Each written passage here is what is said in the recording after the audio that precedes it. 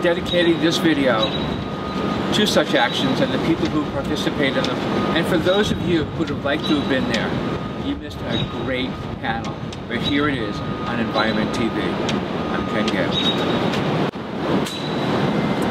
I'm sitting in an unnamed park across from John Jay College where the Left Forum is held on May 31st and June 1st. I was scheduled to do a panel at Sunday morning at 10 a.m. and found out the day before that myself, the panelists, and the videographers would have been charged a fee to do the panel. So as a result, I decided to hold it outdoors, the best wishes of the panelists. We kept to the time printed in the program book. J.K. Canepa, Tim Keating, and Donna Stein told people as they were going in about the location change. And judging from the number of people going in at the time, most of them were panelists themselves, it looks like. And so at 10:20, we gathered into this park. We set up the equipment and did the panel. Mercy Van Black had made some signs announcing the schedule change, which we posted in a couple of locations. And we're dedicating this video to such actions and the people who participate in them. And for those of you who would have liked to have been there, you missed a great panel. But here it is on Environment TV. I'm Ken Gale. This is Environment TV, the substitute for the Left Forum panel. This is supposed to be at the Left Forum on Sunday, June 1st, but instead we're holding it outdoors because they wanted to make us pay to go in. I'm Ken Gale. I host Ecologic on WBAI, and I've been a grassroots activist for a long time. And I'm here with four wonderful panelists who are Tim Keating, Director of Rainforest Relief. J.K. Canepa from New York Climate Action Group and Occupy Wall Street Environmental Solidarity and Coalition Against the Rockaway Pipeline.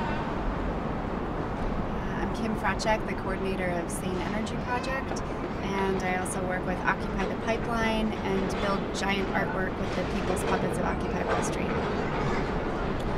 Hello, I'm Donna Stein. I'm with New York City Friends of Clearwater. I'm the president of that organization.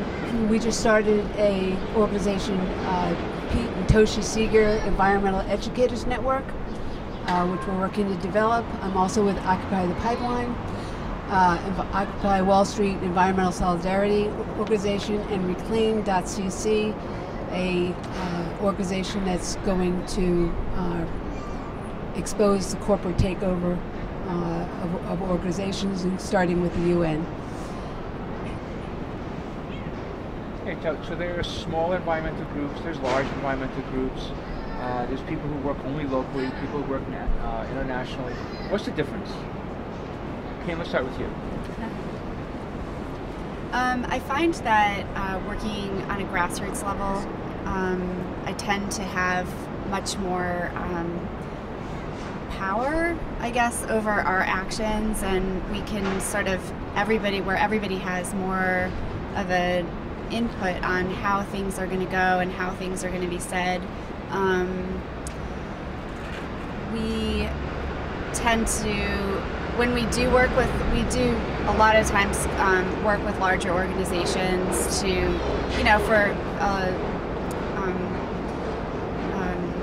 events and things like that, and I tend to find that the narrative becomes very focused on like one piece of the pie without having any option to expand the narrative of what you're trying to convey to the public. So, for instance, I just find that, like, if we wanted to talk about fracking infrastructure in the state of New York, and we wanted to talk about the LNG ports and the waste disposal and the storage and the pipelines and the compressor stations, we would like to do that. We tend to do that in a very creative way. We feel like we have a really good arts group, and we use our art to sort of like be creative with our actions and try things that might not make sense, but that turn out to be really wonderful. And we find that when we work with larger groups, we don't tend to have that freedom because they'll want to keep the message on just banning fracking without explaining what fracking could potentially open up to. Like, some people think fracking is just the drilling, and we'd like to open up the narrative a little bit bigger. It sometimes becomes its own, like a chant that you just hear over and over and over again, where it loses its meaning. So sometimes being able to be creative and sort of step outside of like a traditional protest is really important. And I feel like I have much more power to be able to step outside of a traditional protest working on a grassroots level. Anytime you're working with large organizations, your hands are tied. You have to do everything by committee. There is the danger that large organizations are beholden to their sponsors. Large organizations, by their nature, have to grow, have to have more resources, have to bring in more money.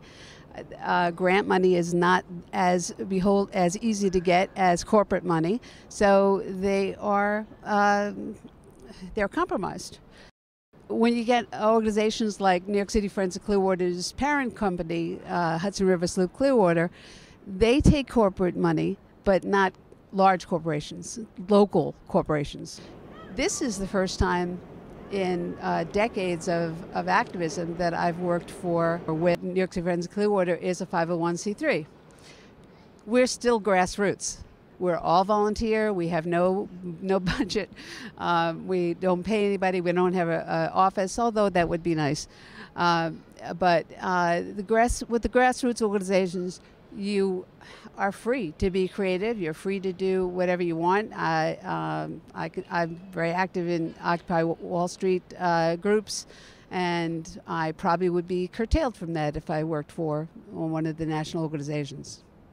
Well, just let's take where we are right this minute and why we're out here in this park.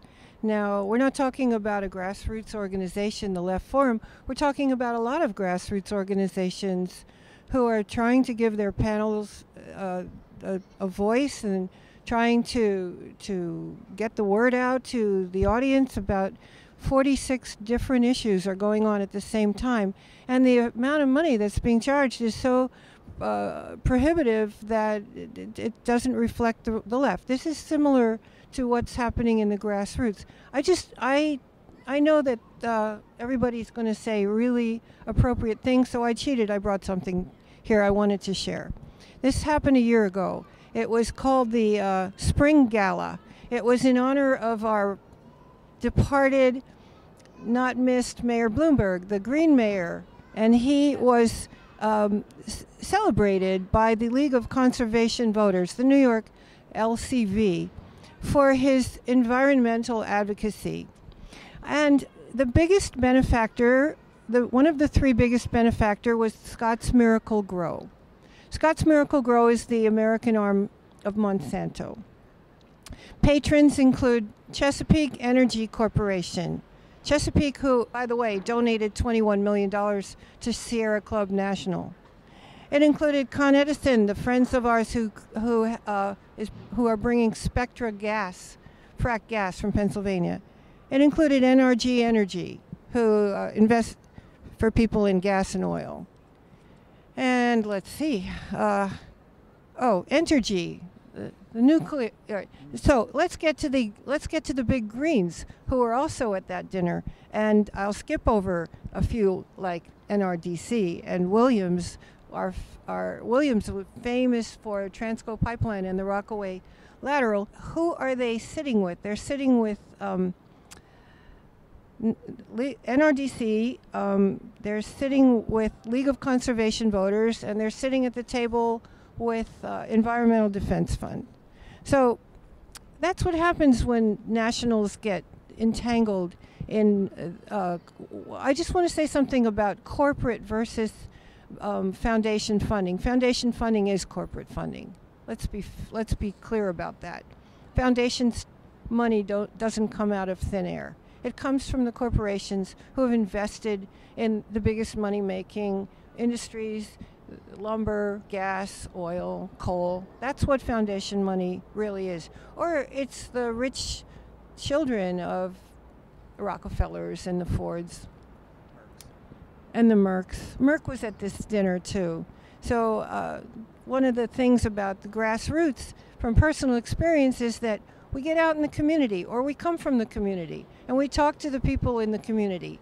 They don't have to go to Washington to talk to NRDC about the danger of fracking in their children's schoolyard. They talk to the people who are activists who live with them and work with them and send their kids to school with them. That's what grassroots is. And you tell your city council person or your local state senator, you know, I've got 3,000 people in my community. You better do what we ask you to do. That's what grassroots is.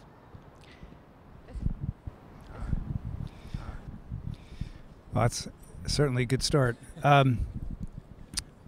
think a lot of what I have to say reflects very much what's already been said, but one of the things that I think is really a key element to the issue of grassroots versus nationals is of course, people are talking about money, but the reality is when you get to a certain size where you have a number of staff people, you have to run your nonprofit like a business. And this is what I think really becomes the crux of the problem, because in a capitalist society, running a business, there are a number of things that, you know, you have fiduciary responsibility to your shareholders as a corporation. Well, you know, national organizations have a fiduciary responsibility to the people who gave them money, and that whether that's foundations or corporations.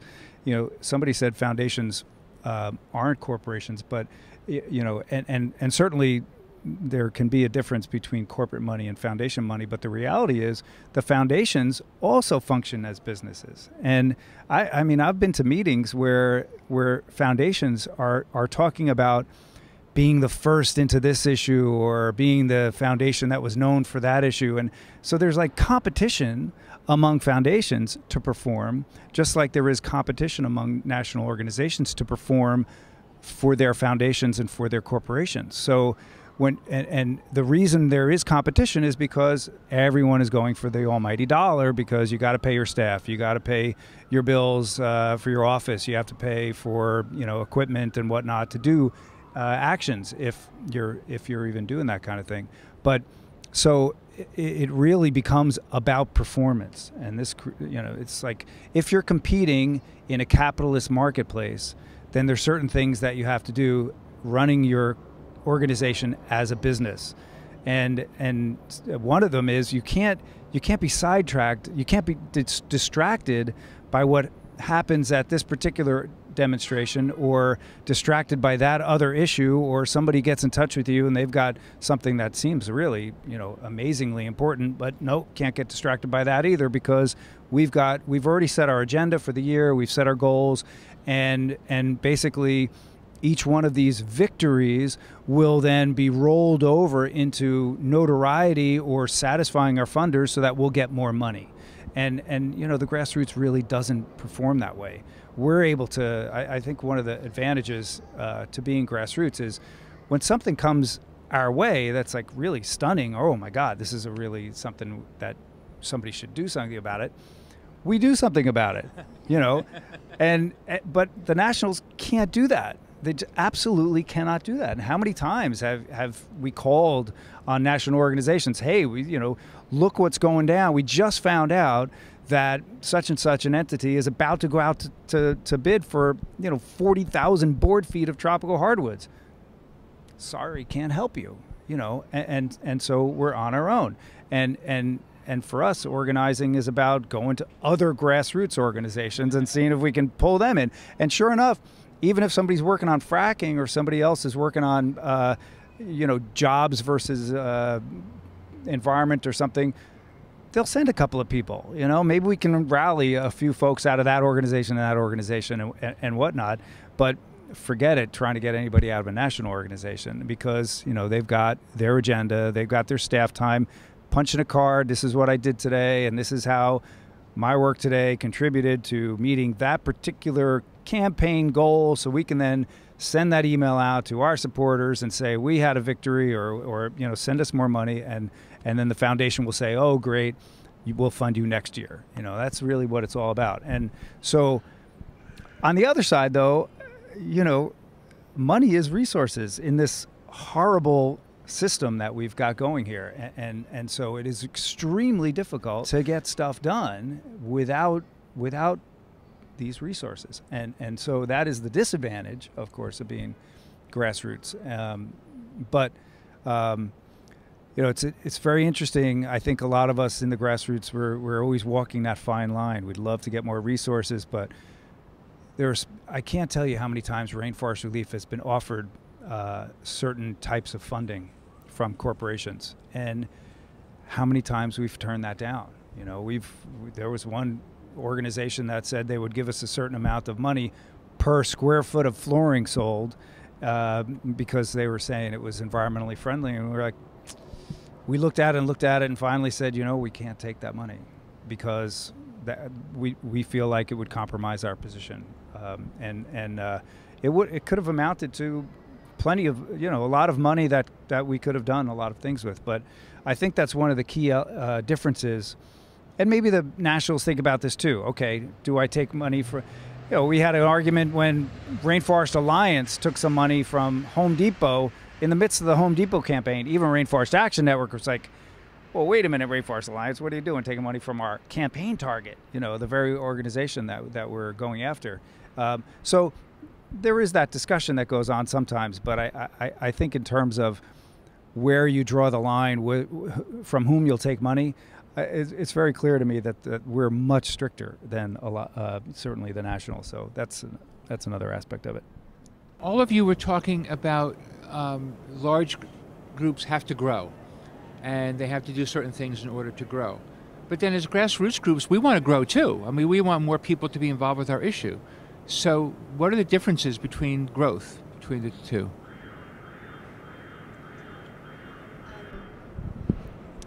I've noticed that, yeah, of course we want to grow, but I found that working with the specific groups that I tend to work with, we like to grow and try to promote people empowerment. So like we tend to want to go to communities and take the lead from the community members about things that they would like to see happen, and we build relationships with them.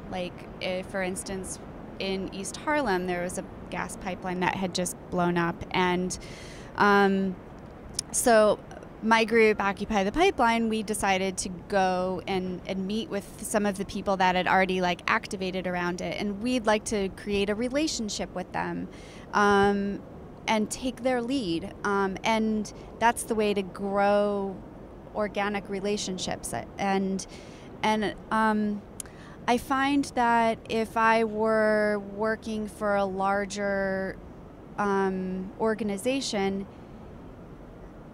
being able to hop on that issue of the Harlem gas explosion right away wouldn't be possible. The structure system of this sort of top-down rather than bottom-up, yes, there's benefits to both, but I find that when you have a top-down organization, you end up creating the same sorts of power structure that develop the same types of problems that are what we're trying to fight in this world. So I'm wondering if there's a way that maybe national organizations might be able to restructure this top-down sorts of power structure to rebuild a business in a better way. I mean, there's by mimicking exactly the type of corporation that we're trying to fight is already taking away power from people. Like, for instance, if there's one decision maker at the top, you're probably missing out on a ton of beautiful creative ideas that are just swirling around, and you'll never know because you get very stuck in this campaign, this campaign, this campaign. There's something really powerful about a laser focus on a campaign, but there also should be more like opening to more organic ways of growing and building relationships with communities and with the people that you're working with. Things get done in small organizations. Pete Seeger said small organizations doing what needs to be done is what can change the world. It's the small organizations that really make a difference, and they all add up. Well, I kind of turn to biological systems when I think about growth, and there's a limit to effective growth. And I think that by the time an organization gets big, it gets old. And it's time. It's time for something new, something else to show up. So I don't know how they. There is an organization, national organization that I do like. There are a few actually. The Center for Biological Diversity. Their executive director, Kieran Suckling, he said we will not take money from polluters. They won't take their money.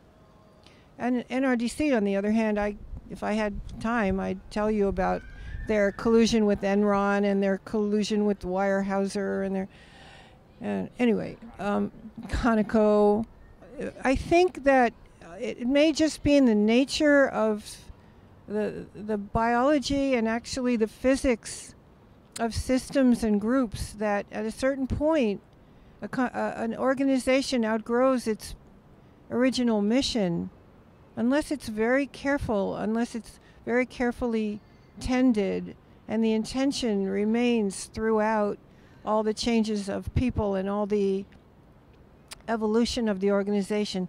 It has to be very carefully respected and honored, or else it's the nature of things that an organization seeking money will get its hands dirty, and then it becomes irrelevant really to real change. And that's when people have to start up again and keep starting up again, like bubbles coming from from the bottom and coming up to the surface. And then the bubble is finished and new bubbles come up. I wanted to say as well that for the Nationals, I think growth is basically adding staff.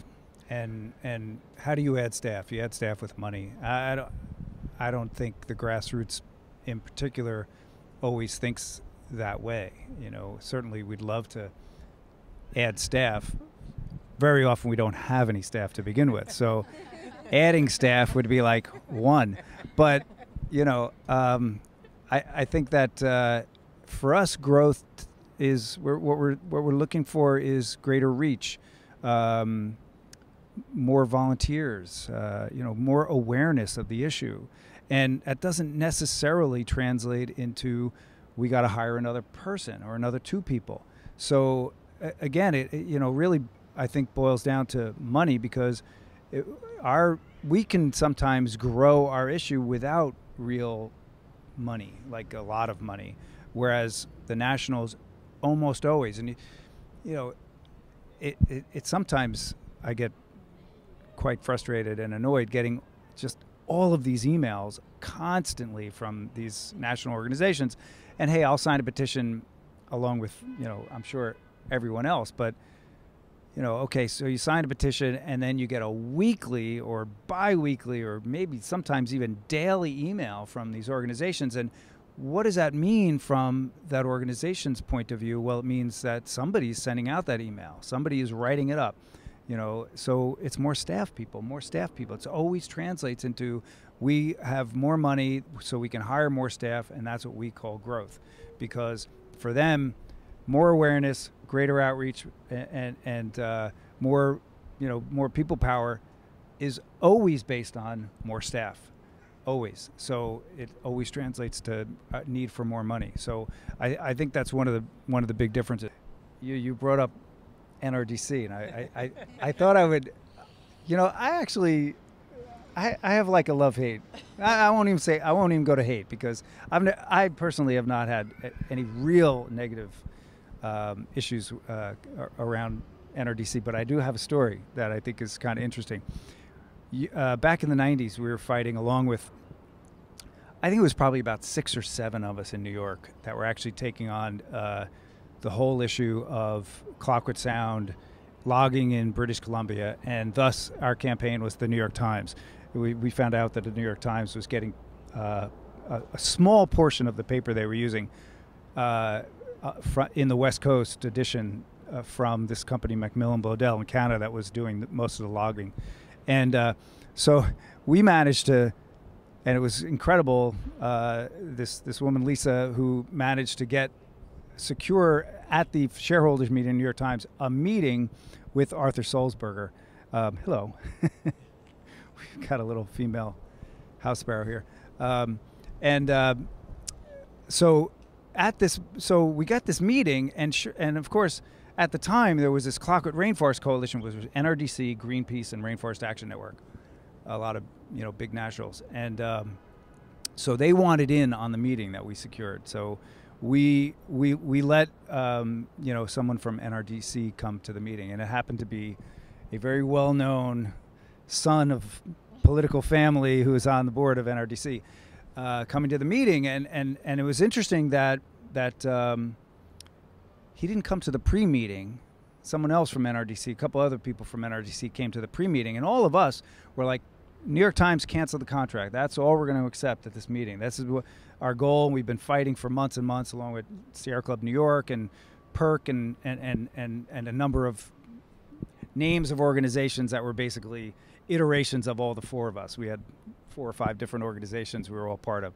And so we go into this meeting, and this person shows up. And, of course, New York Times is like, okay, well, we're going to keep the contract so that we can then tell this company what to do.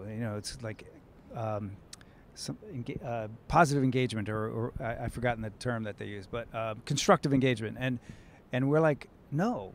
And sure enough, this person's like, well, that sounds reasonable. I think that makes sense. And we're like, no, wait a minute, and he just kept saying, no, I think that sounds good. And we were like, so we drowned him out finally. And sure enough, the meeting ended without any decision. But a month later, New York Times, canceled the contract with Macmillan Bloedel. But just to say that the national group at that point was like ready to go with constructive engagement, and we know that doesn't work. It didn't work in South Africa. We know, in so many cases, it didn't work in Burma. So very interesting to see. Also, I find that the grassroots people are much less apt to compromise in those situations, and I think that's a really, really important aspect of the difference. When we sit down, we're not. I mean, access is one thing to sit down and have this meeting, but we're not there to make friends with this company. And I think a lot of times the national groups are, because if they make friends, if Rand makes friends with Mitsubishi Motors, hey, then Mitsubishi Motors will put out a full-page ad co-signed by Rand saying how great, Rand is and all this. And that's exactly what happened. It's like, I'm sorry, but you're not my friend. We want you to stop doing what you're doing, whatever that takes. And if locking down to Barnes & Noble's front doors means that Barnes & Noble's never wants to talk to us again, well, that's what it means, But as long as they stop using Rainforest wood, we don't really care if they ever talk to us again. So I think that's one of the big differences as well. Yeah, I have to go on to ask you guys to tell stories like Tim just told, and I'm going to add one of my own. There's an ecosystem near Albany where the mountains, instead of going north to south, go east to west, which is very unusual. And because it's an unusual geology, it's an unusual ecosystem. And so there are plants and animals that are unique to that area of the world. And it's near Albany, so they've been developing it like crazy. 90% of that unique ecosystem had been destroyed. This is maybe 10, 15 years ago. And the Nature Conservancy, which has a lot of good points to it, but in this case, they said, okay, there's 10% of this ecosystem left, and we'll make a deal with the developers. You can have half of that. Well, the local conservation groups were like, no, they've already got 90%. We don't want them to have any more. And eventually, they were able to save 8% of that missing 10%. So the developers got 2%, Nature Conservancy was going to give them 5, and they managed to save 8. So the local group proved to be more effective by basically moms standing at PTA meetings, standing on street corners of the local highway as people are going shopping, telling people protect our local ecosystem. Pictures of the cornered blue butterfly and certain kinds of blueberries and all these unique critters.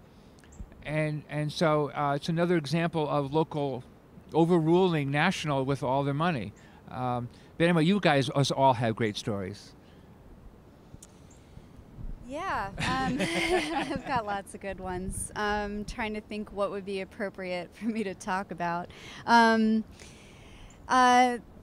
couple of things. I mean, one, there's a large campaign to ban fracking in New York, and the larger groups have done a really great job of bringing that to making that more palatable for the average person. So there is a strength in that. There is a strength in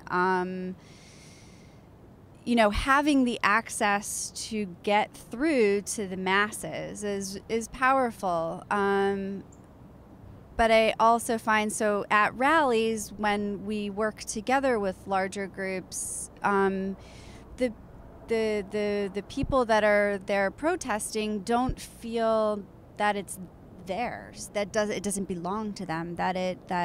For instance, I changed a chant one time because, just saying one thing over and over again, it gets really dry, and you want to keep people feeling, juicy and, excited, and you can't say the same thing over and over again. It just starts to feel dead and meaningless after a while. So I changed up the chant, and a few women looked at me and they were like, you need to go and ask them permission to change that. You can't just go and do that. My group, we're a bunch of rabble-rousers. We're like, no, I'm trying to help keep the vibrancy of this up, because we're out here, waiting for Governor Cuomo to come out, and he's not going to be out for a while. So let's keep ourselves going and feeling good. And the fact that I was totally turned down, absolutely not, we are not going to change this chant.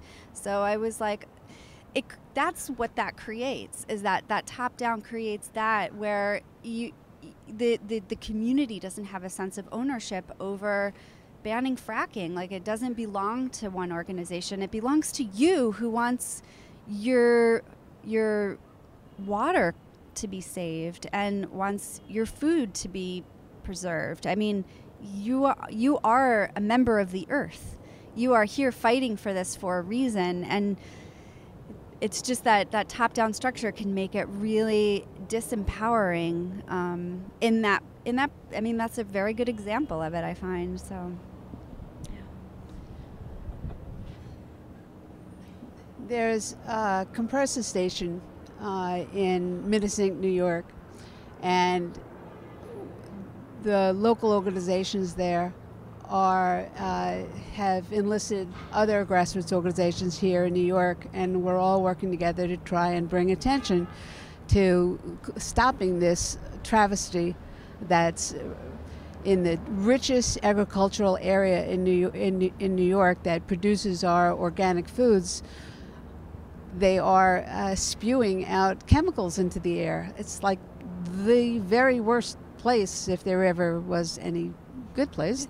And when we went to D.C., to fill up the courtroom as they were having hearings on the Minisink compressor station, there wasn't any large organizations there. We filled the courtroom all with people, all of us from different organizations that wanted to help the farmers and all the people in New York have fresh food. But did you see one large organization? No. There's no mobilization available except for people doing good, people doing what is right to make a difference. So I have a direct response to that. Is I find also that a lot of times when we do work as on a very grassroots level on a campaign as very small communities together, and it does gain momentum. I've experienced where larger groups will swoop in and pull their banner across and sort of take credit for the work that small communities have lost tons of sleep over and probably haven't nourished themselves to try to make this an issue. So that's one prime example of another thing that had happened. I'm sorry. Oh, and that brings to mind this large organization that goes in and refuses to change. They have banned fracking. Well, yeah, we want to ban fracking, but then they said, oh, maybe we should allow a moratorium. A moratorium allows them to continue to build the infrastructure, which, did you ever see them build something they didn't use? So, they're willing to compromise to get something, to make points with their membership, to make it sound good. We don't want them to make points. We want them to do what's right. Oh, personal stories. I mean, there's so many stories, but how about the Rainforest of New York, right? We didn't have any national organizations working on the largest entity that was importing tropical timber in North America. Nobody got involved with it except a merry band of raggedy activists. Small group of people. Raggedy. Speak for yourself. And one extremely well-dressed man. Well-groomed, too. So we didn't get Rainforest Action Network, Rainforest Alliance, all the rainforest named people. We only had Rainforest Relief and New York Climate Action Group and another interesting group called Dog Walkers for the Rainforest. A couple of people working together, a few people working together to accomplish something that was so pivotal and so meaningful, and to get the nationals to realize that if we did this one thing in New York City, we would affect a lot of rainforest wood, prevent it from being imported into the United States. New York City, boardwalks, park benches, deckings, the bridge, South Street Seaport, the ferry terminals, all this use added up in a big city the size of ours, and we went after.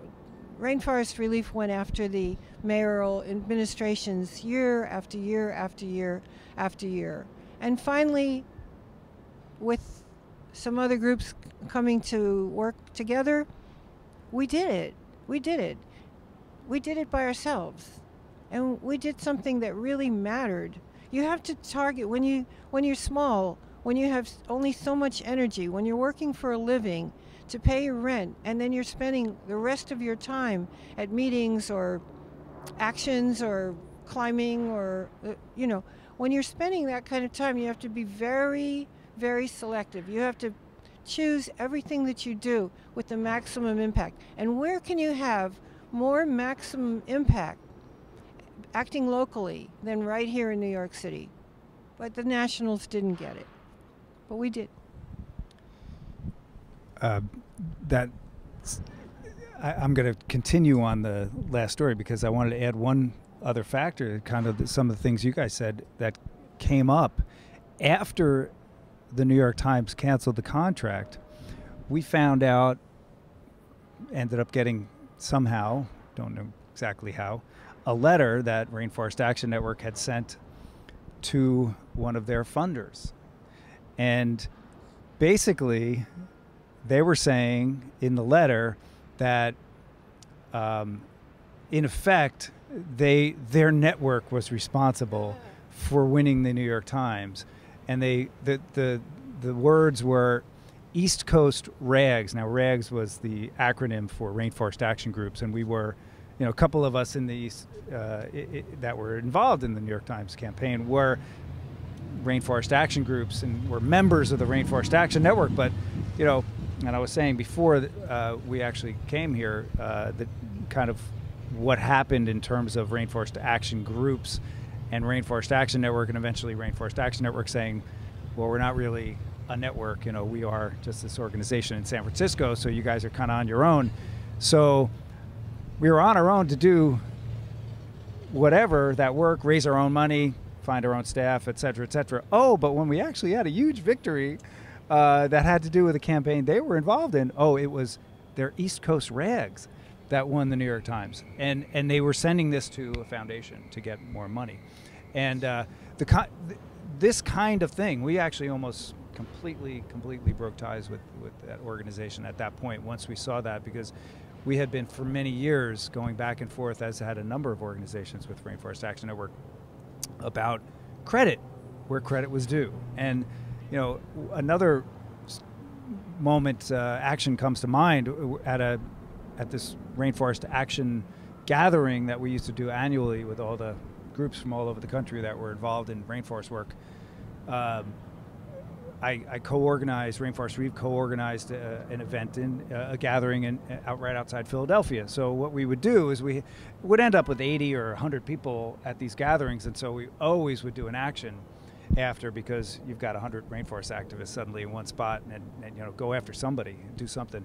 So those Monday mornings were always like really very interesting, whether it was Texaco or sometimes Mitsubishi. They had all sorts of things, but in this case, we did Thompson mahogany, which was like one of our pet projects, to try to get Thompson mahogany off of rainforest wood.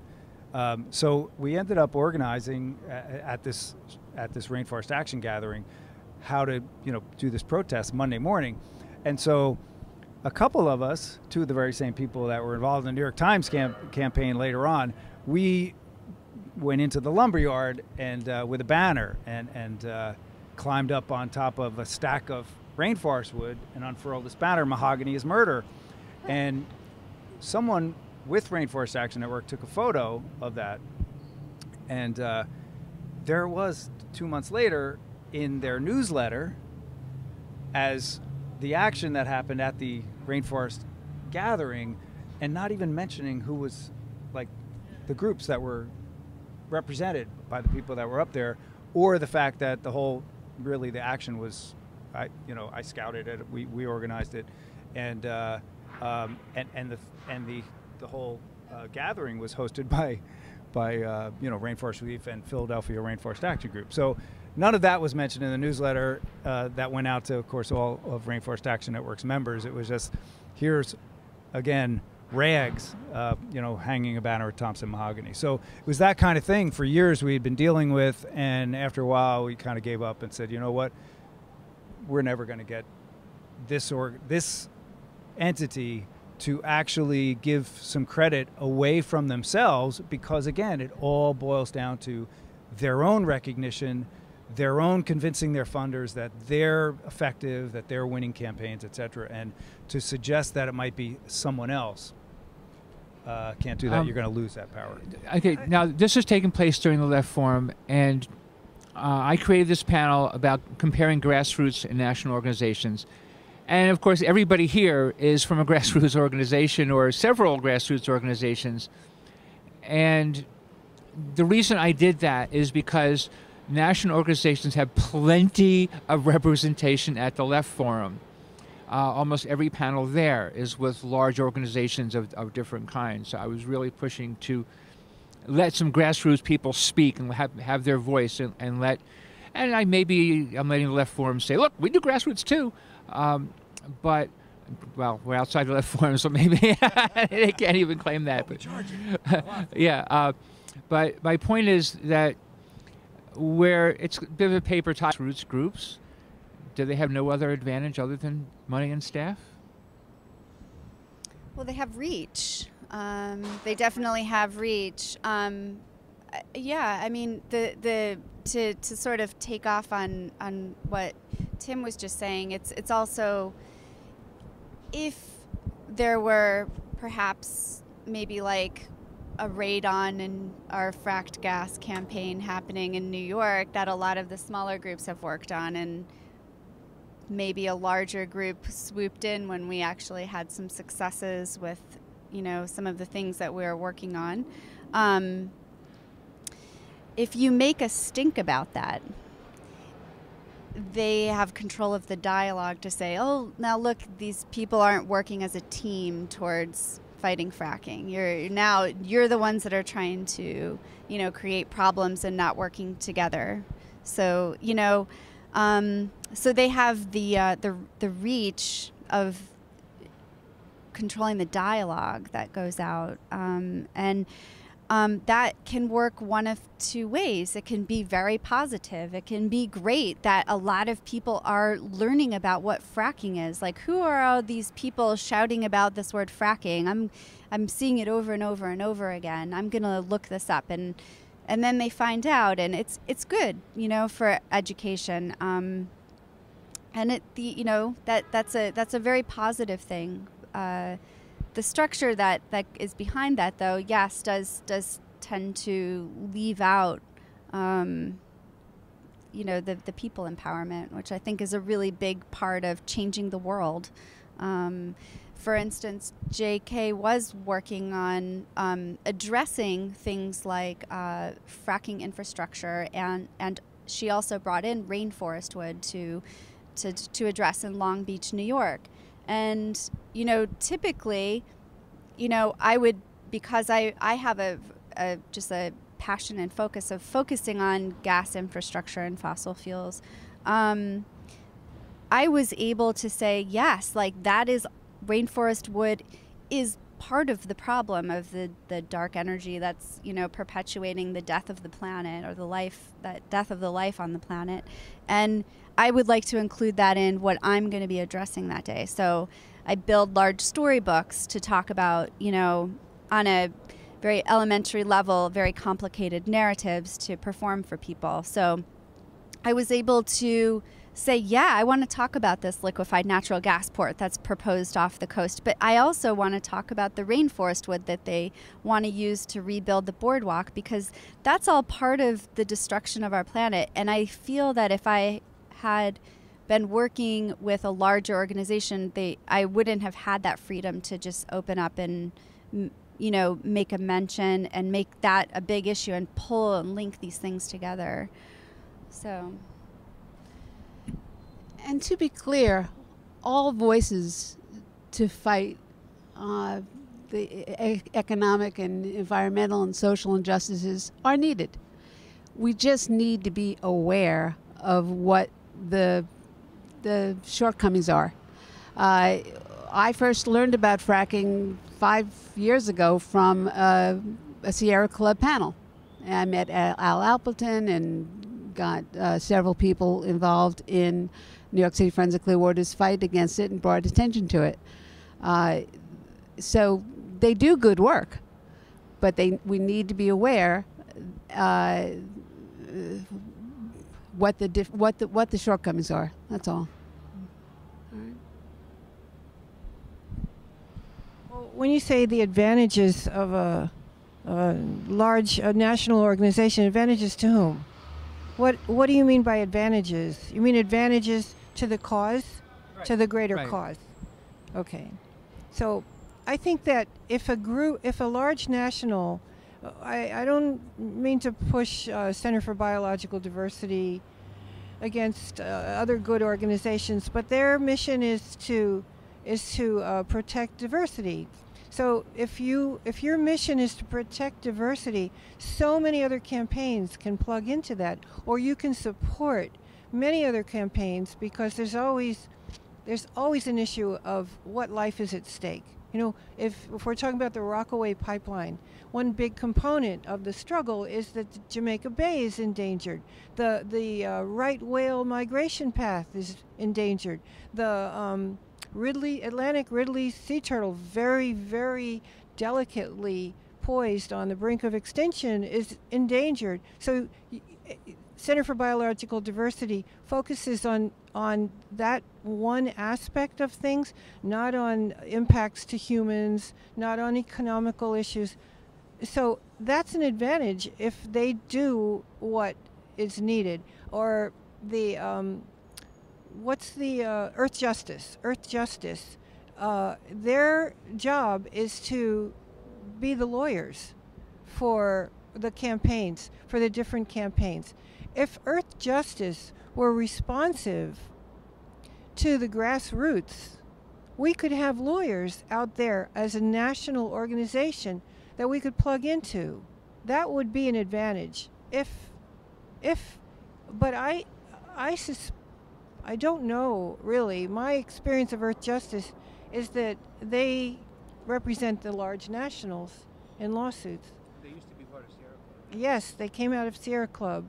An advantage of nationals. Well, I think that when we sign a petition to, the petitions are often worded like this. They say, you care about polar bears are dying, they're starving, they're drowning, they're this, they're that. Sign this petition. And the petition doesn't really mention polar bears. It mentions, oil exploration in the Chukchi Sea. Okay, that's fair. It does have to do with polar bears. I love polar bears. I sign the petition.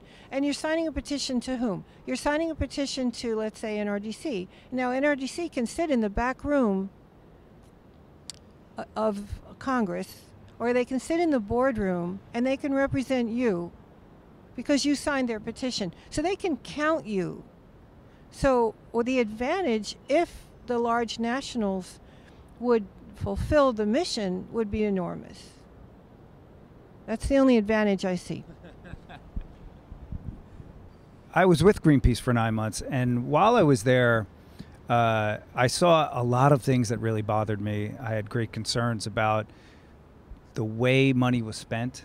At the same time, the fact that they had the amount of money that they had access to do some of these things. And in Greenpeace, I think even at the time, there were very few other national organizations that were willing to do the kind of direct actions that Greenpeace does. I mean, Rainforest Action Network, Greenpeace, there's very few others that I can think of that I would say are big nationals, right, that do this kind of hard-hitting direct actions.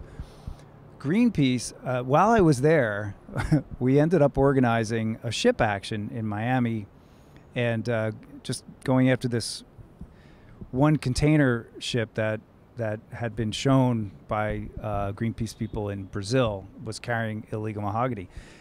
And Greenpeace threw like 80 grand at that action. And when I was first there, I remember when I first went there and went down to the office, this other person and I, our role at the time was to go around the East Coast and find out what was happening to mahogany once it reached the shores of the U.S. Where, what was the chain of custody, and where might there be places, excuse me, where we could, get in the way of that.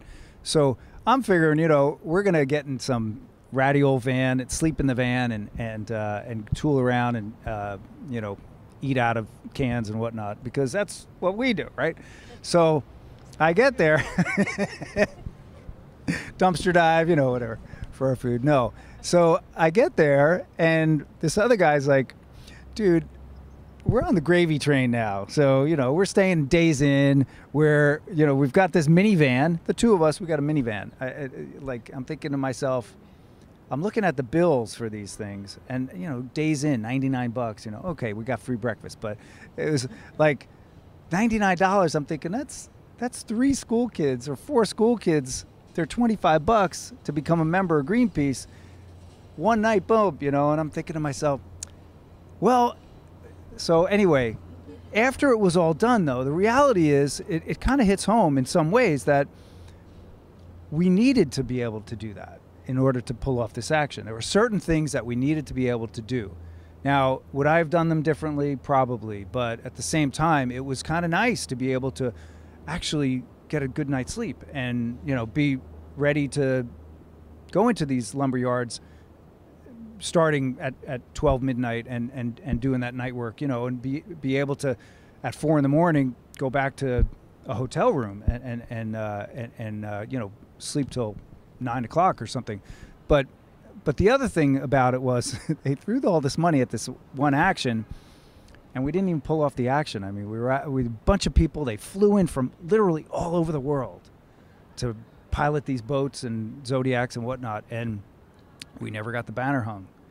And, you know, it was really kind of a bit of a fiasco, I thought, because I kept looking back at the banner that we hung from the parachute jump, 5 volunteers, and we had a bunch of volunteers behind the scenes too, helping us, you know, and painting the banner. We had like 20 people up on this rooftop in New York painting the banner. We spent $2,000 on that. We got every daily newspaper in the city. We got the Chinese daily and the Russian daily, you know, but the reality is that they, you know, Greenpeace gets the media when they do a big action. They hang a banner off some, you know, smokestack like that about coal, the press covers it, and that's one of the advantages as well. You have to admit that okay, so throwing 80 grand at an action when it goes viral around the world, that actually is probably cheap in the long run. So there is, you know, it's undeniable that there are certain things that are advantages to having access to those kinds of resources. So is there a danger of greenwashing with these large groups? You know, you have large groups that are trying to promote nuclear power, right? The most poisonous way of making electricity we have, and yet there are groups that call themselves environmental trying to promote it. You have groups that are saying, well, natural gas is good. Fracking's bad, yeah, but somehow natural gas is good, as if they divorce the two topics. So there's a lot of greenwashing involved, despite the good effect that a large group can have. So how do we balance that as activists? Because we want to target the people who are doing the polluting, but then there's this tendency that since we know about the large groups that are kind of supporting the polluters sometimes, but not all times, so how do you balance that as an activist?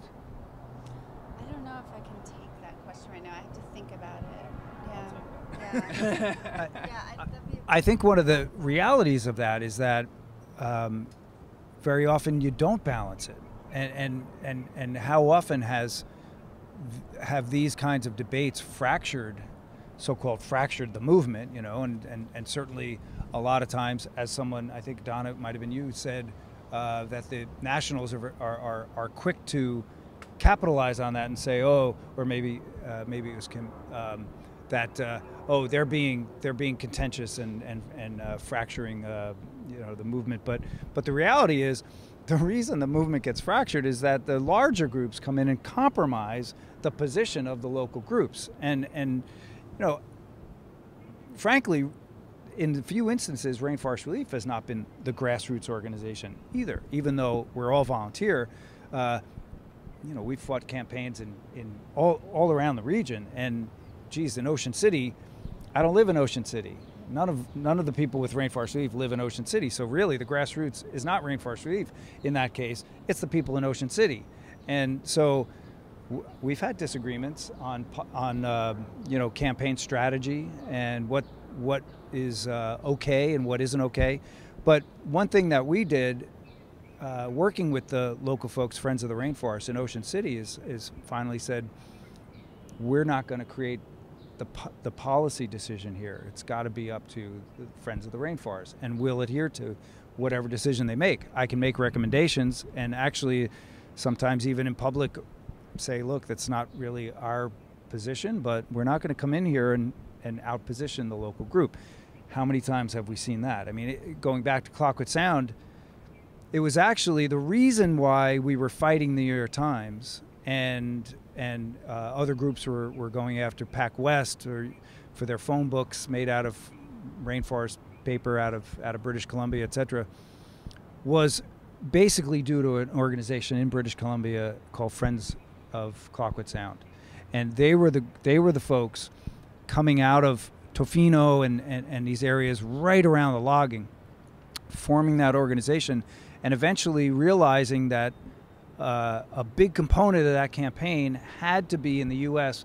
because there were these various companies using the paper that was being produced from the logging there. So they started reaching out to U.S. groups, and Rainforest Relief and a couple of groups here back in '93 were some of the earlier groups to respond to that. But shortly thereafter, Rainforest Action Network, Greenpeace, and NRDC responded as well and formed the Clawquot Rainforest Coalition, and eventually sure enough, it was that set of groups, along with Sierra Club, I think Canada and BC, that ended up negotiating the agreement with the logging companies. And guess what? Friends of Clayoquot Sound didn't sign that agreement. And the woman who was at the time the director of Friends of Clayoquot Sound, I asked, what do you think about this agreement?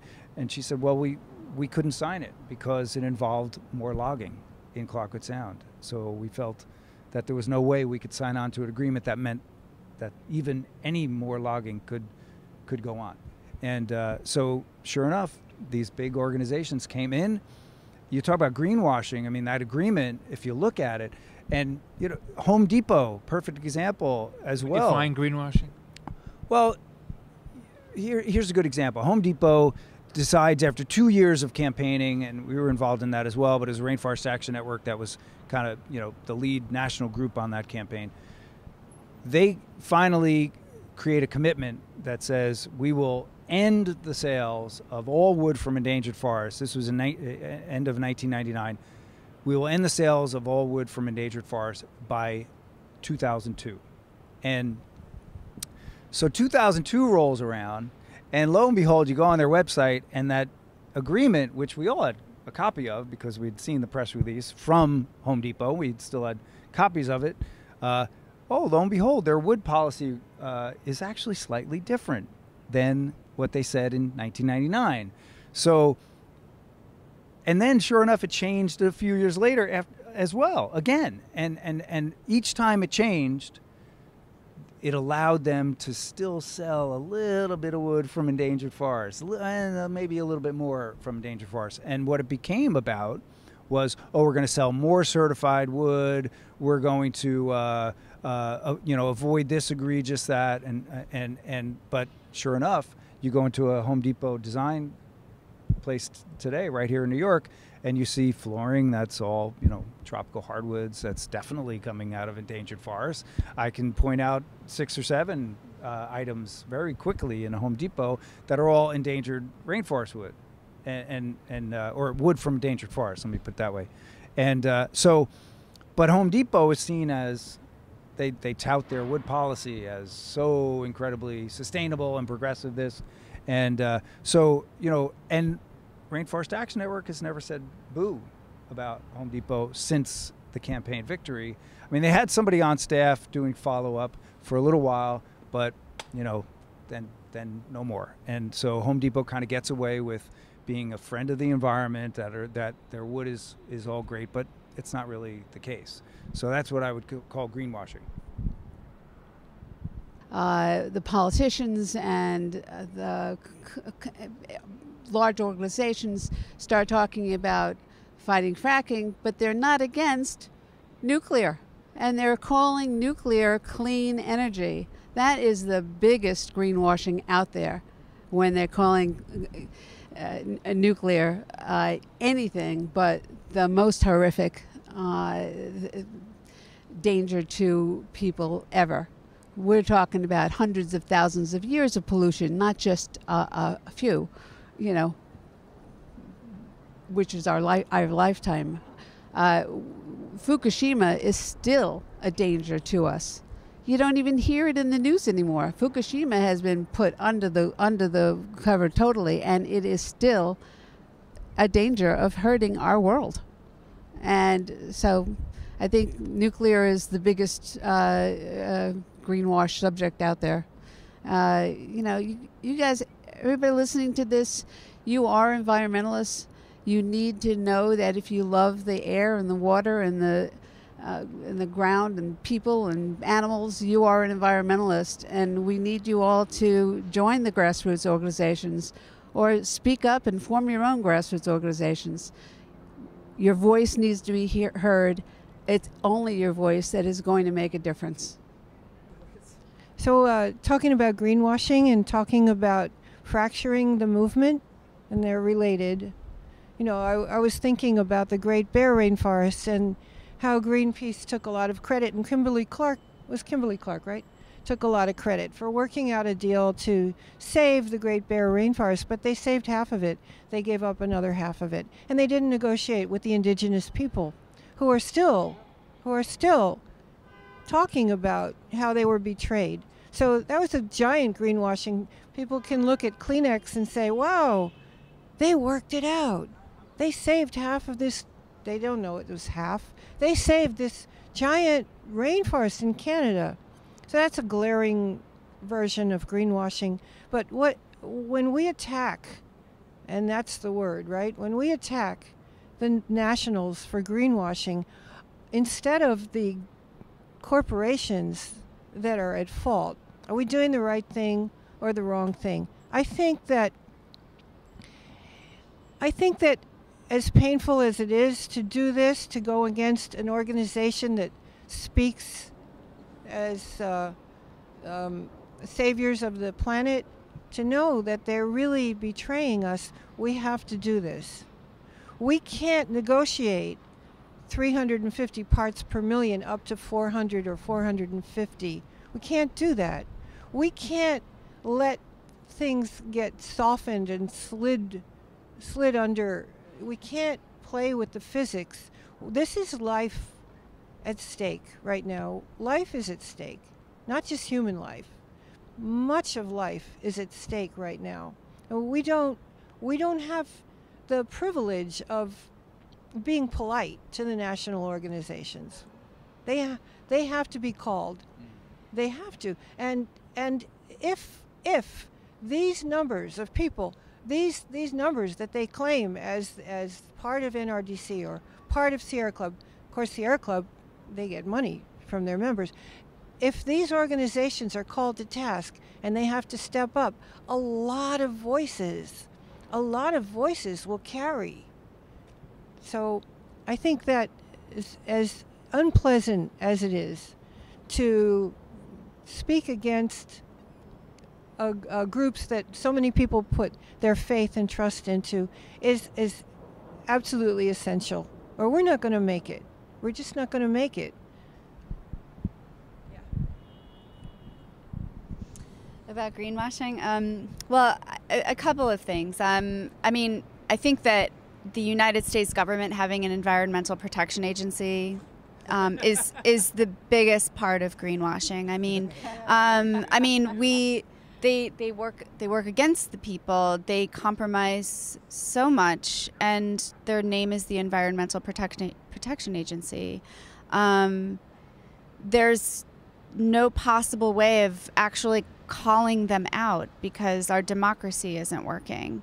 But we have that in place, this EPA, and people will say, well, go complain to the Environmental Protection Agency, but it doesn't work for the people. That's a good example of greenwashing.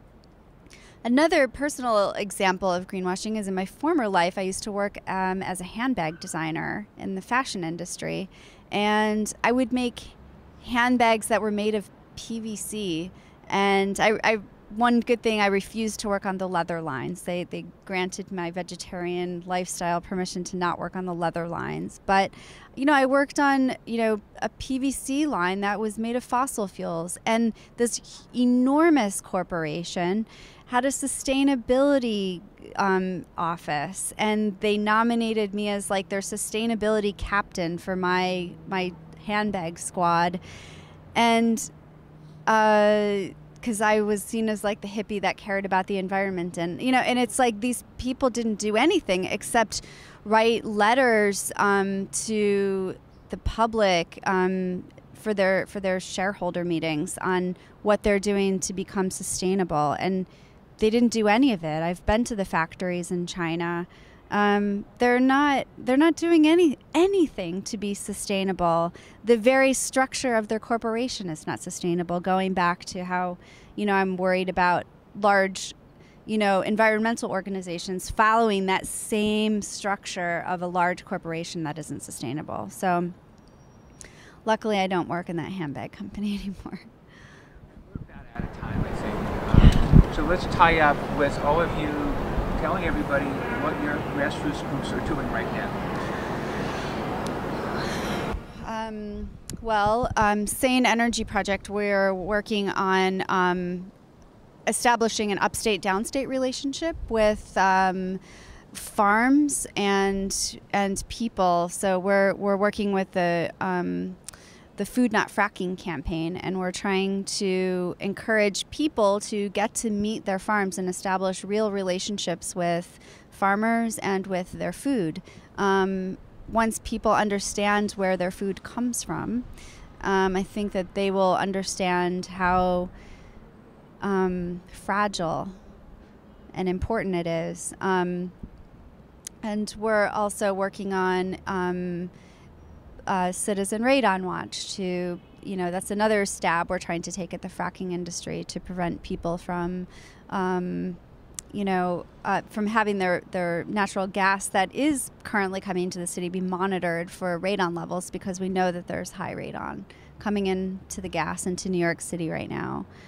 We're Occupy the Pipeline. We're having no impact picnics to try to encourage people to what is it like to bring your own utensils and bowls and plates to a picnic, and can we live that lifestyle? And it teaches you how easy it is, and maybe people will guess again, oh, next time maybe I don't want to take that plasticware. Maybe I'll throw a fork and a knife set in my bag and just walk around in case I'm at a picnic or something with somebody.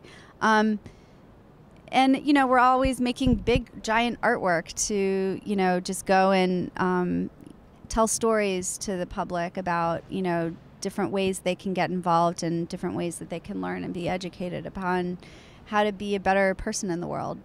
So. And that's my Occupy the Pipeline line. Thank you for I love being involved with Occupy the Pipeline because we're really such a creative group of people that bring a lot of attention to every issue. And Kim is such a delight to work with. So thanks for your creativity, Kim.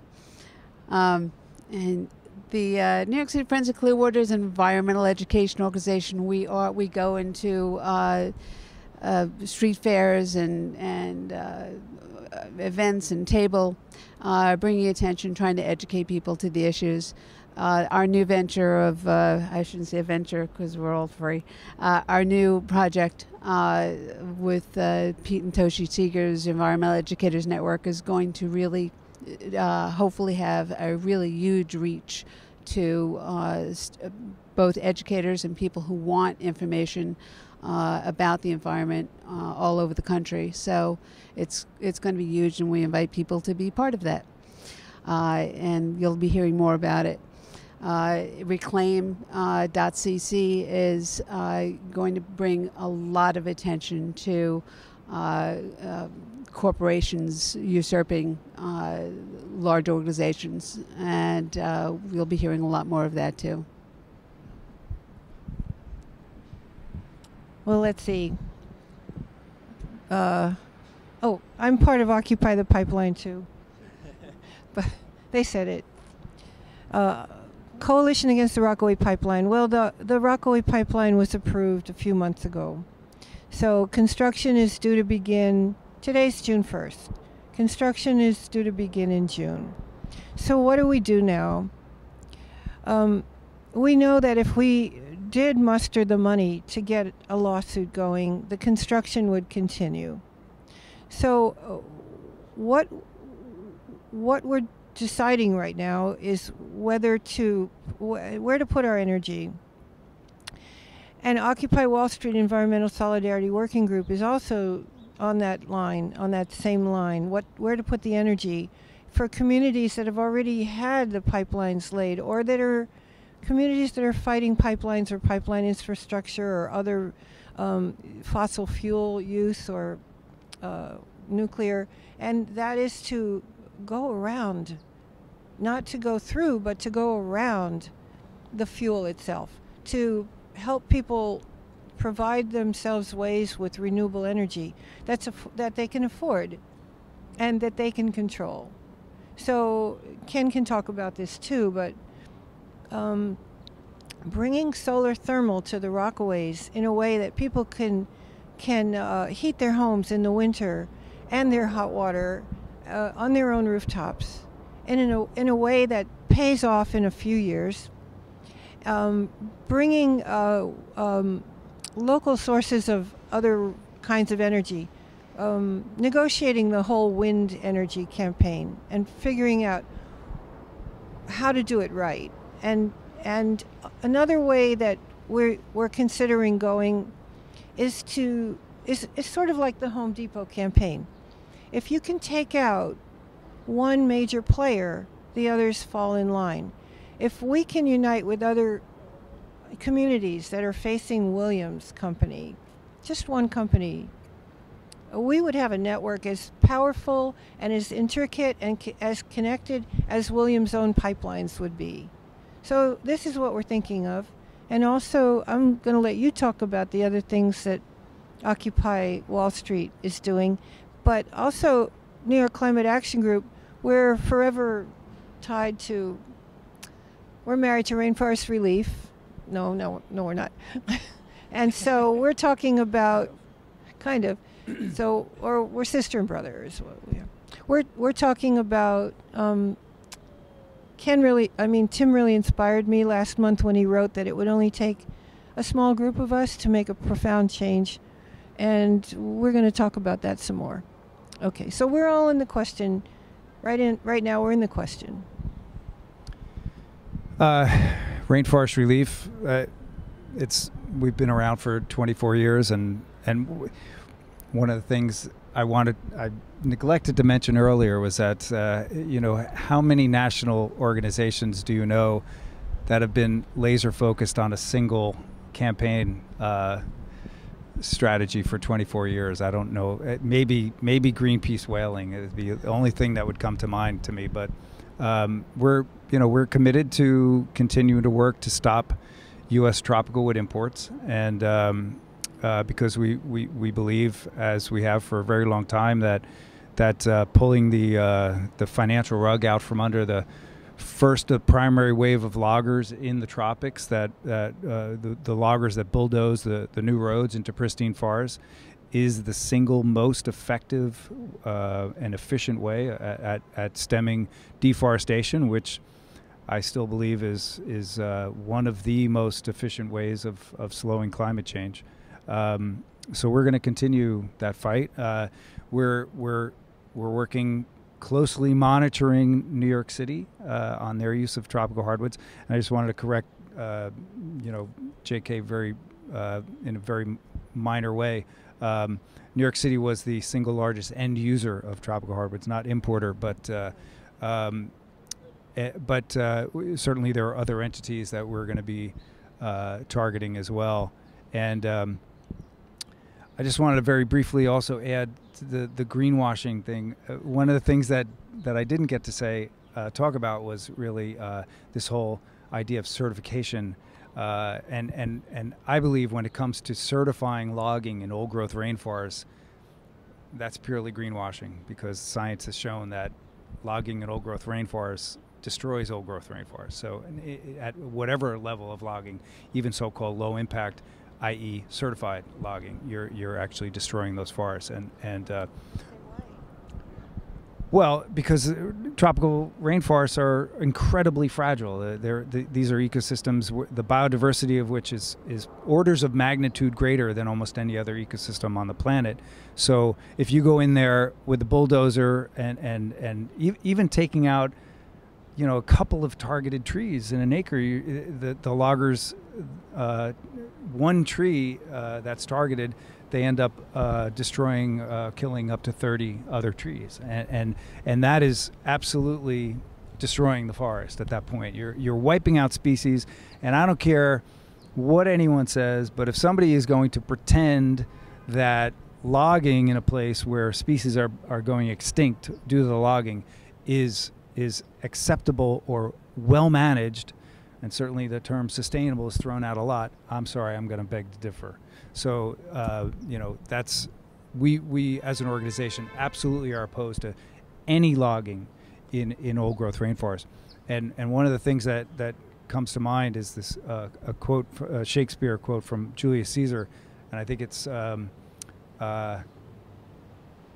forgive me, oh bleeding piece of earth, that I am meek and humble, or meek and mild with these butchers, or something to that effect. And you know, organizations coming in and compromising and supporting the Forest Stewardship Council when the Forest Stewardship Council allows for certifications in old growth rainforests, and not saying that this is wrong, you know, it just strikes me as that quote really comes to mind for me. So one of the things I wanted to say in terms of rainforest relief, you know, we would love to have access to some of the money that these groups have.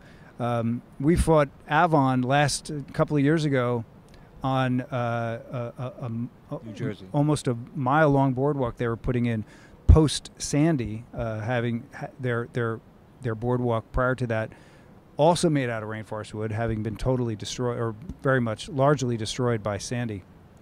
And what prevented us from winning that campaign, we couldn't come up with the $2,500 to hire the legal team to fight this out in court, and we thought we had grounds, plenty of grounds for stopping them with a court action, but couldn't come up with that small amount of money. So, you know, folks, if you want to really be effective with your $100 check, Rainforest Relief.